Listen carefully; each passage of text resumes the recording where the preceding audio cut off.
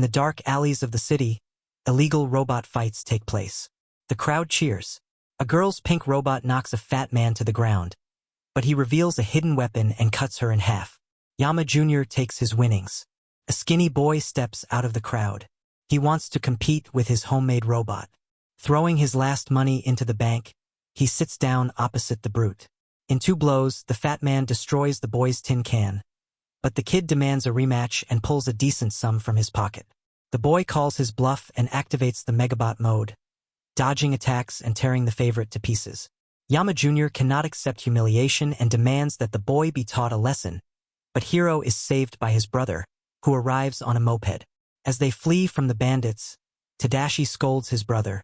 He's burying his talent in the ground. Hiro doesn't listen. He's thrilled by victory and prize money. Salvation is near, but their path is blocked by police. Aunt Cass bails the boys out of the station and gives them a scolding. She has been trying for 10 years to be a mother to them, though she doesn't think she's suited for the role. The boys' parents died, and she had to take on this burden.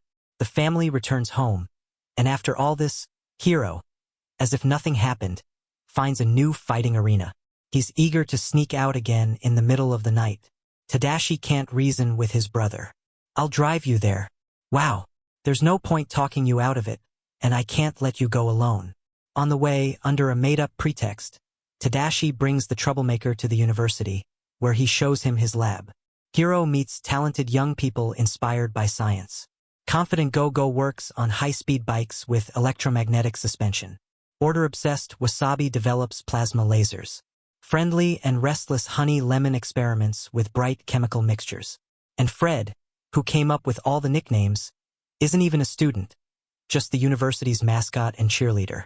The guy is a science fan and endlessly dreams of upgrading his lizard costume to create spectacular shows. Tadashi takes Hiro further and shows him his invention. "Hello, I'm Baymax, your personal healthcare companion." It's a medical robot capable of diagnosing and providing first aid. On the outside, he's made of air-inflated vinyl to be soft and harmless, but inside he has a complex mechanism and a special chip that contains the robot's memory and personality. If you tell the robot you're satisfied with your treatment, he deflates and packs himself into a compact suitcase. Suddenly, Tadashi's professor, Robert Callahan, enters the room. Hiro doesn't recognize him at first, but he's read all of the scientist's works, and even built his gladiator robot based on his books. The professor scolds the boy for taking the easy way, using his technology for fights. At the university, they tackle much harder problems. Hiro becomes inspired by the idea of enrolling to study under his idol. Tadashi tells his brother about a talent showcase, where the creators of the best projects earn that honor. Hiro works tirelessly but faces a creative block. His brother joins in and helps him find a new approach. An idea is born. Together with new university friends, they haul containers with his invention to the showcase. It seems Hiro has never wanted anything so much in his life, and he's truly anxious. He manages to overcome his nerves and demonstrates a prototype of microbots that connect with thousands of others. "I imagine what I want, and they do it." The microbots can build structures, move cargo and people, and much more. The audience is impressed, and businessman Mr. Cray offers Hiro a huge sum to buy the patent. But Professor Callahan warns him, Cray's reputation is tainted. The businessman is willing to break scientific principles for personal gain.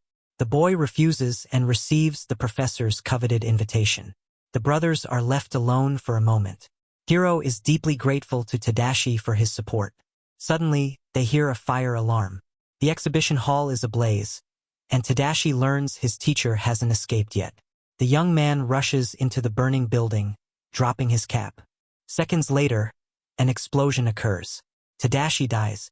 At the funeral, Hiro sits apart from everyone, consumed by grief. He spends days at home in depression and doesn't attend university for a month. His new friends send messages, but he doesn't respond. The boy considers returning to the fighting arena but drops a robot on his foot. Crying out in pain, he accidentally activates his brother's robot, Baymax. The chubby robot insistently tries to perform a medical scan. Hiro tries to get rid of him and accidentally finds one of his mic-robots under the bed. It's moving somewhere, but where, if all the others were destroyed in the fire? Well, maybe then you'll find out where it's going? That will improve your emotional state. Hiro replies sarcastically, yeah, sure. And the next moment Baymax is already outside. Hiro runs after him. Baymax bulldozes through highways, and Hiro barely catches up. They end up at the doors of a closed warehouse. Climbing through a window, they find an entire factory producing microbots. The heroes make too much noise, and a sea of microbots comes to life. They're controlled by a stranger wearing a kabuki mask. The pair reach a window and Baymax gets stuck. Hiro pushes him through but loses balance and falls from a great height. Baymax catches him and cushions the fall. The police don't believe Hiro's story, and Baymax's battery runs low. He starts deflating. They return home, where the robot recharges and notices Tadashi's cap. Hiro says his brother died, and it causes Baymax to attempt emotional therapy and notify Hiro's friends about his condition. What's that? Comforting gestures are recommended, especially hugs. The boy suddenly realizes the tragedy might have been orchestrated to steal the microbots. He rushes to the garage to upgrade the robot. Baymax receives new armor and a second chip containing a library of combat moves. Hiro also teaches him Tadashi's fist bump greeting. The heroes return to the warehouse, but the microbots are gone. They continue searching and find the masked villain at the port. He's retrieving something from the sea using the bots. Suddenly, Tadashi's friends, summoned by Baymax, interrupt the observation. These are the same young researchers from the university. They want to help Hiro with his grief, but it's bad timing. The masked villain returns. He hurls a huge container at them, but Baymax catches it and saves everyone. Wasabi jumps behind the wheel, and a chase begins. The masked man rides the wave of microbots through the city. We don't even know if he wants to kill us. Car. He wants to kill us. Wasabi drives too carefully, and Go-Go grabs the wheel. The car flies over an obstacle and narrowly passes in front of a train. The villain almost catches them, but they manage to escape. Before they can celebrate, the car breaks through a railing and plunges into the water. Baymax sheds his armor to float up and save the group. Soaked and freezing, they follow Fred and are stunned. The seemingly homeless guy turns out to be the heir of wealthy parents and invites them to his enormous mansion. Voila! It's Mr. Cray, the man Hiro refused to sell the microbots to. The group has doubts, but Baymax reveals he scanned the villain's vital signs during the chase. Hiro devises a plan to catch the masked man and unmask him. Honey Lemon will use colored foam to immobilize the enemy. Go-Go trades her bike for high-speed roller skates. Wasabi gets sharp laser blades, and Fred's suit now jumps high and breathes fire. The team is thrilled by their new abilities. Baymax, meanwhile, gets a full arsenal, rocket fists and flight capability, though clumsy. So, what do you think? Your endorphin synthesis continues to increase. The robot concludes that the therapy worked and suggests deactivation. But the boy can't stop. His goal is to catch the one who caused the explosion. The supersensor shows their target is on an island in the bay.